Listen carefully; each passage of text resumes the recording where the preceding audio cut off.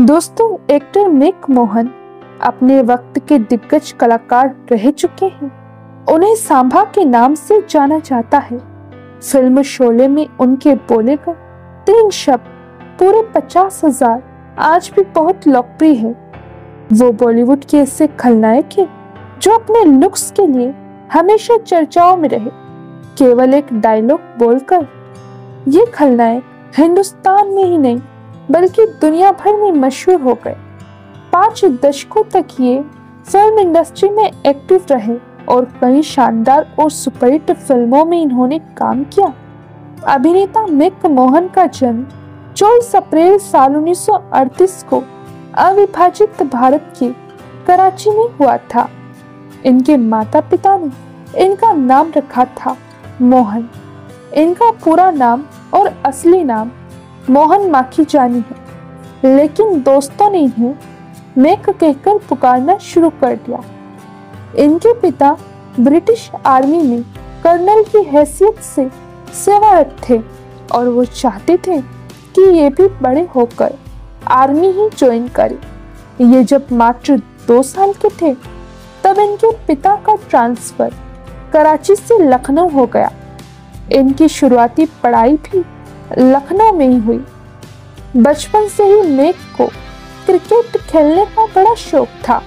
वो बड़े होकर क्रिकेटर ही बनना चाहते थे और भारत के लिए क्रिकेट खेलना चाहते थे।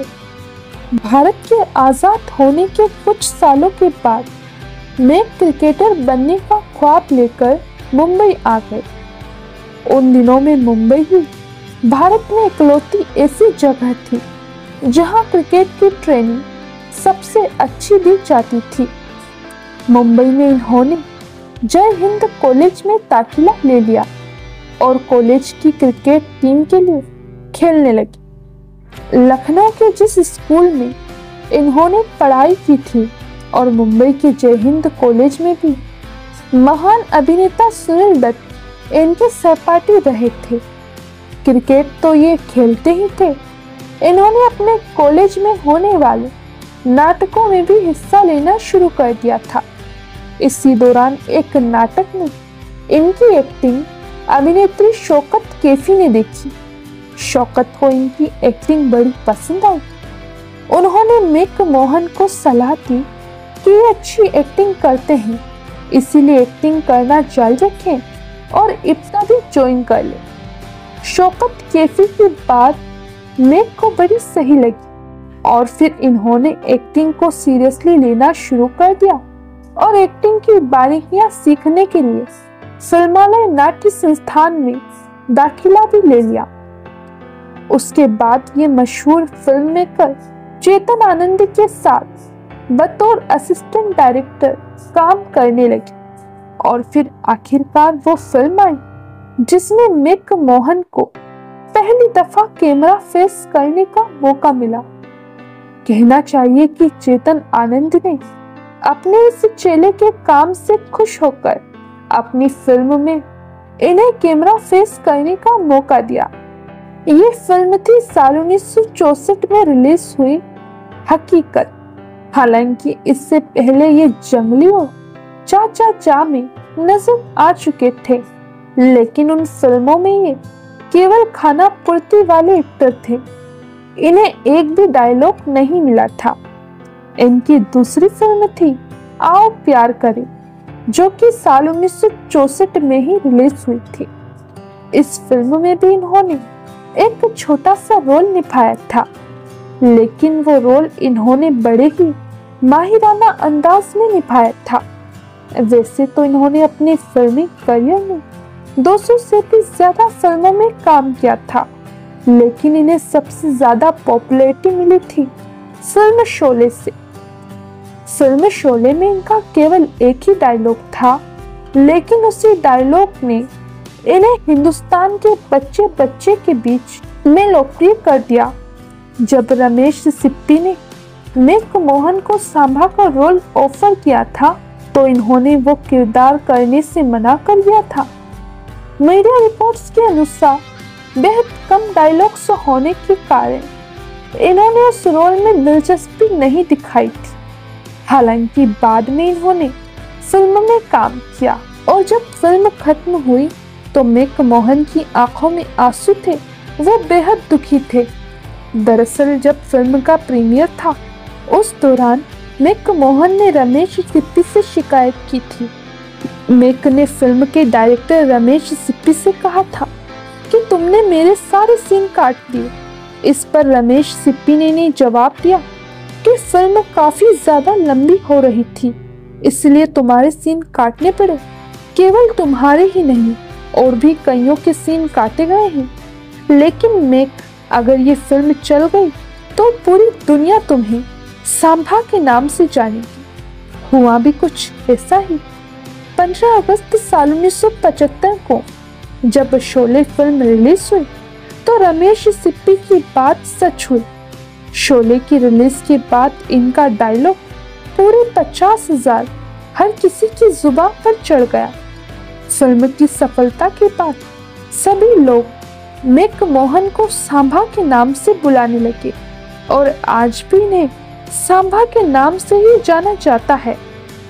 फिल्म शोले की सफलता के बाद मेक मोहन के सितारे चमक गए। इसके बाद तो इन्होंने एक से बढ़कर एक सुपरहिट फिल्मों में काम किया। इन्होंने अपने करियर में शान, काला पत्थर, डॉन, कर्ज और कुर्बानी जैसी बहुत ही शानदार फिल्मों में काम किया। इनके करियर की आखिरी फिल्म थी साल 2010 में रिलीज हुई अतिथि तुम कब जाओगे। मेक मोहन ने केवल फिल्मों में ही नहीं, छोटे पर्दे पर भी काम किया था। इन्होंने जी हॉरर शो की कई सीरीज में काम किया था। मेक मोहन ने केवल हिंदी ही नहीं, भोजपुरी, गुजराती, हरियाणवी, मराठी, पंजाबी और सिंधी फिल्मों में भी काम किया था। इसके अलावा इन्होंने कई फिल्मों के लिए डबिंग भी की थी। कहा जाता है कि केवल उड़िया भाषा को छोड़कर मेक ने लगभग हर भारतीय भाषा की फिल्मों में अपनी आवाज दी थी।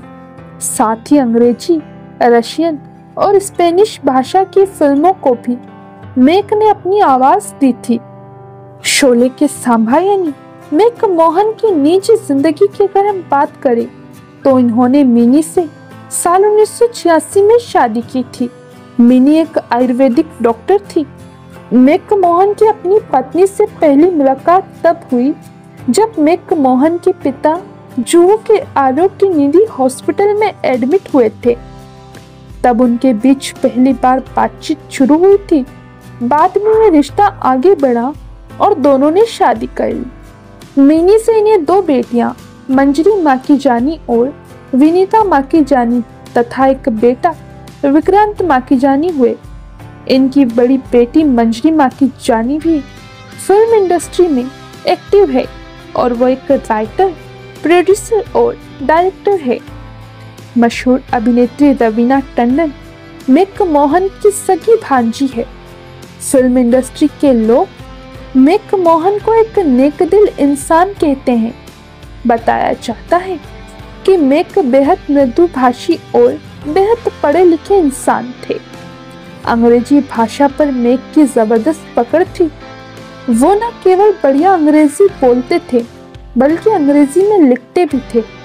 मगर मेक में एक बुरी आदत ये थी कि ये बेहद शराब और हद से ज्यादा सिगरेट पिया करते थे।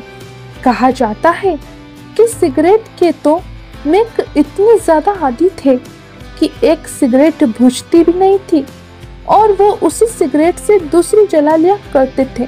मेक की यही आदत आखिरी में इनकी सबसे बड़ी दुश्मन साबित हुई। सिगरेट का धुआं चुपचाप मेक के फेफड़ों को अंदर ही अंदर खाता रहा। इनकी आखिरी फिल्म अतिथि तुम कब जाओगे की शूटिंग के दौरान इनकी तबीयत खराब रहने लगी। डॉक्टर ने जांच की तो पता चला कि इनके फेफड़ों में कैंसर है। इनकी तबीयत दिन ब दिन खराब होने लगी। इनका इलाज मुंबई की कोकिलाबेन धीरूभाई अंबानी अस्पताल में चल रहा था, लेकिन कैंसर के सामने ये ज्यादा दिन टिक न सके और आखिरकार 10 मई साल 2010 को दिग्गज अभिनेता मेक मोहन ने इस दुनिया को हमेशा के लिए अलविदा कह दिया। मेक मोहन की मौत पर अमिताभ बच्चन ने अपने ब्लॉग पर दुख जताते हुए लिखा था कि यह बताते हुए दुख हो रहा है कि मेक मोहन इस दुनिया में नहीं रहे। वह कोमल हृदय वाली आत्मा थे। वह सभी का बहुत ध्यान रखने वाले व्यक्ति थे। अमिताभ बच्चन ने कहा था कि उन्हें कई वजहों से याद किया जाएगा, लेकिन शायद उनका संदर्भ हमेशा शोले के सांबा के रूप में दिया जाएगा।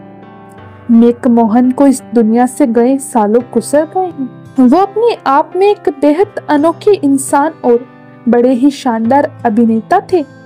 भले ही फिल्मों में वो ज्यादातर विलन के किरदारों में नजर आए हों, लेकिन असल जिंदगी में मेक मोहन एक बड़े जिंदादिल किस्म के इंसान थे। दोस्तों, मेक मोहन के हिंदी सिनेमा में दिए गए योगदान के लिए हम हमारे चैनल सेलेब सीरियल लाइफ द्वारा उन्हें सैल्यूट करते हैं।